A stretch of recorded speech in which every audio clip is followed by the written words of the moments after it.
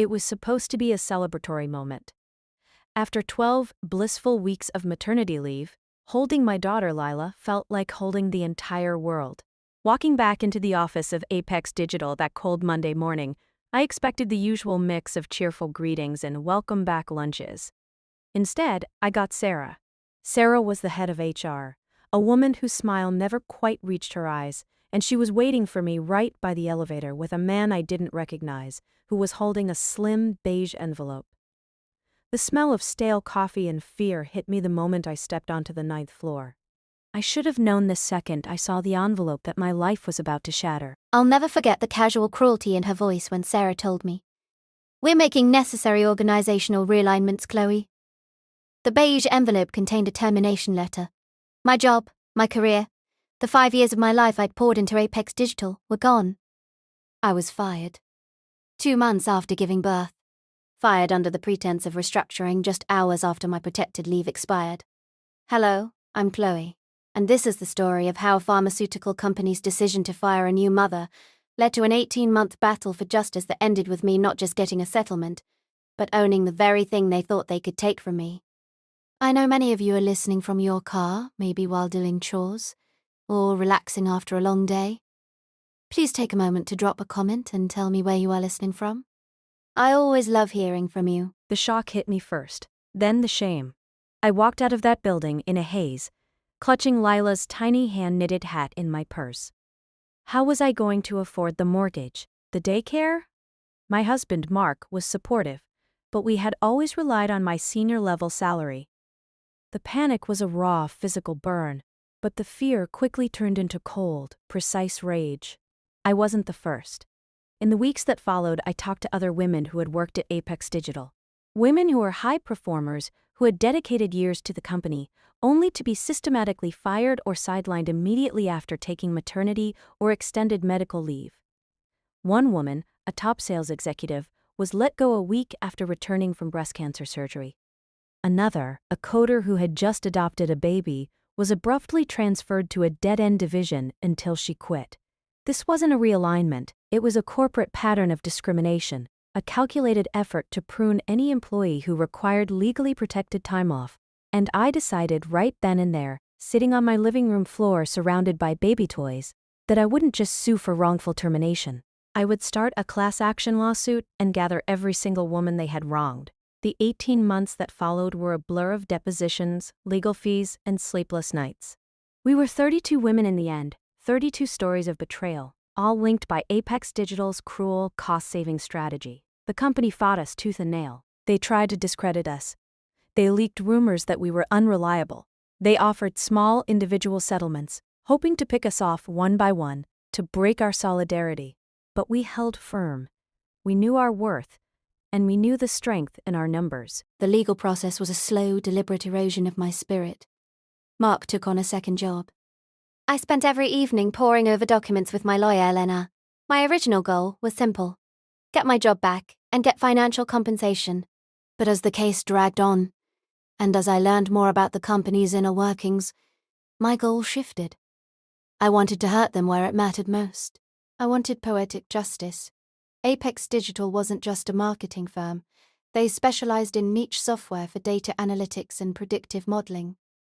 Their crown jewel, the product that accounted for nearly 60% of their annual revenue, was an incredibly complex AI-powered scheduling system they had sold to large hospitals and logistics companies. It was called OptiFlow. The irony was sickening. OptiFlow's entire purpose was to optimize employee scheduling to ensure perfect coverage and efficiency. Yet, the people who built and sold it couldn't manage the basic human necessity of maternity leave without resorting to illegal discrimination. During discovery, Elena and I uncovered a damning truth. The OptiFlow software wasn't fully owned by Apex Digital. The initial concept, the foundational source code, and the core algorithms had been developed by a small startup that Apex had acquired 3 years earlier. The acquisition contract included a rarely used, complex reversion clause. If the main developers of the original product successfully sued Apex Digital for gross negligence or ethical violation, the intellectual property of the core code would legally revert to the original founding entity. I was not one of the original founders, but I had worked closely with them, And Elena, with a triumphant gleam in her eye, realized that the massive systemic discrimination we were suing over firing 32 women who had given years of service qualified as a massive ethical violation. We had found their Achilles heel. We didn't just sue for money, we amended the class action complaint to include a claim for the activation of the reversion clause. We weren't asking for the entire company. We were asking for their most valuable asset, the OptiFlow source code. The final settlement conference was held in a sterile, windowless conference room 17 months after the initial termination. The air was thick with the scent of old paper and desperation. The CEO of Apex Digital, a pale, defeated man, sat opposite us. He was staring at a screen that showed their falling stock price. The public scandal from our class action had already cost them millions, and the threat of losing OptiFlow was terrifying them. Elena finally laid out our non-negotiable terms. The 32 women would receive a confidential, very substantial financial settlement, covering back pay, damages, and future opportunities. The financial number was astronomical, enough to secure all of our futures. They begrudgingly agreed to that. Then came the final demand, the one that made the CEO physically choke on his water. And finally, Elena stated, her voice sharp and steady, the settlement must include the formal legal activation of the reversion clause, transferring full, unencumbered ownership of the OptiFlow source code and all related intellectual property to a new legal holding company. That is insane, the CEO stammered. That's our entire business. We won't agree to that. Then we go to trial, Elena countered, pushing the massive stack of deposition transcripts across the table. And we make sure every paper knows that your company is willing to poison the lives of new mothers for profit. We will not only win, but the judge will award us the IP anyway. This is your chance to save face and secure your financial settlement. The negotiations lasted another grueling 6 hours. But they were beaten. They were ethically, financially, and legally trapped. They thought they could fire me and take my salary. But they underestimated my resolve, and the collective power of 32 women wronged.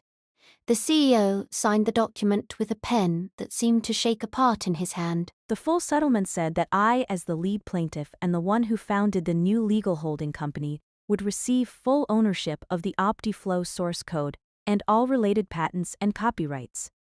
The exact thing that made Apex Digital relevant. I walked out of that conference room, not as an unemployed mother, but as the owner of an incredibly valuable technology platform. My husband, Mark, was waiting for me outside. We didn't cheer. We just held each other, the quiet satisfaction far deeper than any celebration. I used the core OptiFlow technology to launch my own software company. The irony is delicious. I took their most powerful scheduling tool and repurposed it to create a platform that focuses on ethical, inclusive workplace scheduling that genuinely accommodates new parents, caregivers, and people with disabilities. I hired back the 31 women who stood with me, giving them executive roles and, most importantly, the respect they deserved.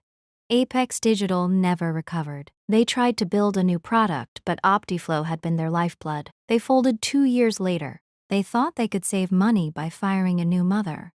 They didn't realize that in doing so they had handed me the keys to their kingdom and the power to build one of my own. For the first time, I felt like I had control, and that control wasn't just about money. It was about defining what a workplace should truly be. If you believe that discrimination should always lead to retribution, then hit that like button. And don't forget to subscribe to the channel for more stories of secrets, survival, and poetic justice.